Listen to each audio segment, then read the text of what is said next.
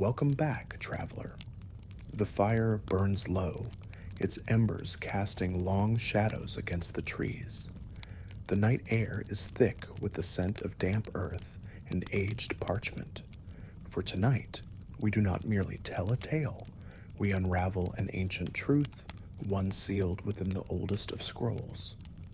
You have heard the call of the Wyrm, the awakening of something long forgotten. But what if I told you there was once a time when dragons and humankind stood as one, a time when fire and wisdom bound them in an unbreakable covenant? Long before kingdoms rose and fell, before the first sword was forged or the first crown was placed upon an ambitious brow, there was only the land, wild, untamed, and filled with magic. The dragons, ancient beyond reckoning, roamed freely across sky and mountain, rivers and valleys. They were not beasts, nor mindless terrors as later generations would whisper in fear.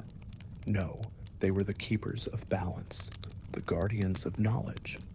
And yet, for all their power, they watched humankind with curiosity, wondering what fate the small, fleeting creatures would carve for themselves. It was during the age of the first dawn that the covenant was made. The world was young, the air thick with the pulse of raw magic. Humankind, eager to shape their own destiny, sought knowledge beyond their grasp. They were reckless, their ambition like wildfire, but there were those among them who wished not for conquest, but understanding. It was these few, seers, scholars, wanderers of the spirit, that the dragons deemed worthy of their attention. One night, beneath a sky laden with stars, the greatest of the dragons descended. His name has been lost to time, but the scrolls call him Vaelrith, the Wyrm of the eternal sky. His scales were like molten silver, his eyes burning embers of wisdom. Before the gathered mortals, he spoke not with words, but through thought and soul. A single question he posed to them. Would they learn? Would they listen? Thus began the trials, tests of heart and mind, for knowledge was not simply given, it was earned. The first ones, those chosen by the dragons, were taught the language of the sky, the songs woven in fire and wind. They were shown the ebb and flow of magic, the sacred balance of the world. In return, humankind offered what they could: craft, ingenuity, the ability to shape stone and steel in ways even the dragons found fascinating.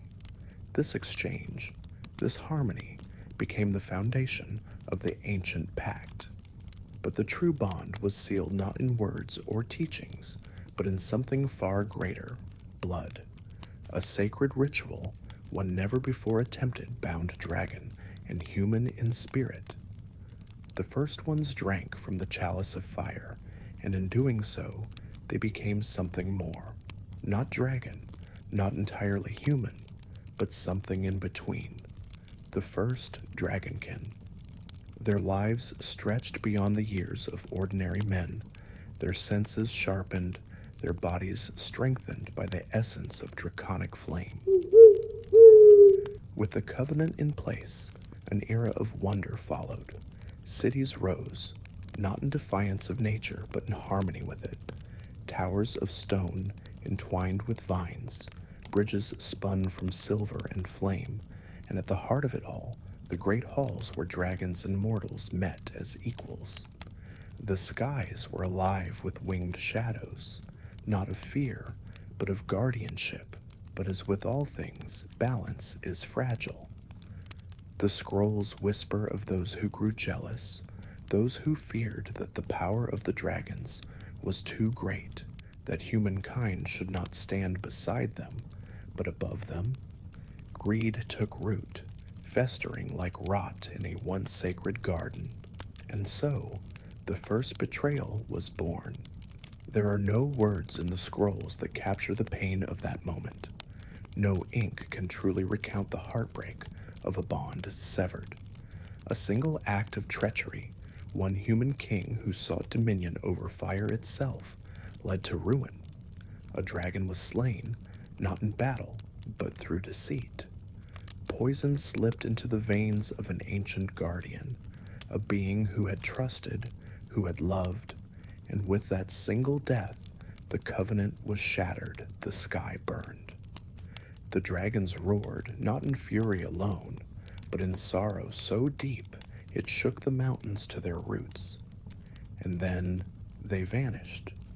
Some say they fled to the farthest reaches of the world, to lands untouched by mortal hands. Others believe they sleep beneath the earth, waiting for a time when the covenant may yet be restored. The dragonkin too faded from history, hunted or driven into secrecy. The scrolls were locked away in forgotten vaults, waiting for someone who might still listen. And so, traveler, I ask you, what would you have done?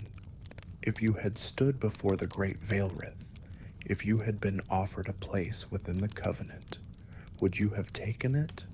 Would you have honored it? Or like so many before, would you have let fear and ambition cloud your heart? But perhaps the more pressing question is this: what if the dragons still wait? What if the covenant, though broken, is not beyond repair? What if the Ancient Pact could yet be restored?